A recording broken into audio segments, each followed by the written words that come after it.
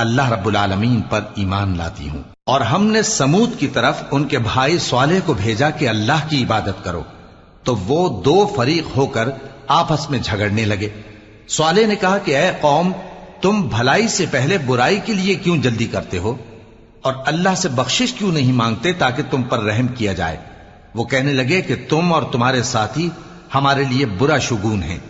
صالح نے کہا کہ تمہاری بدشگونی اللہ کے پاس ہے، بلکہ تم ایسے لوگ ہو جن کی آزمائش کی جاتی ہے۔ اور شہر میں 9 شخص تھے جو ملک میں فساد کیا کرتے تھے اور اصلاح سے کام نہیں لیتے تھے۔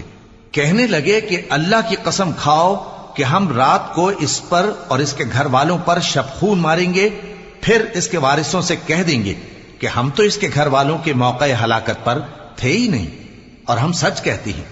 اور وہ ایک چال چلے، اور ہم نے بھی ایک تدبیر کی، اور ان کو کچھ خبر نہ ہوئی۔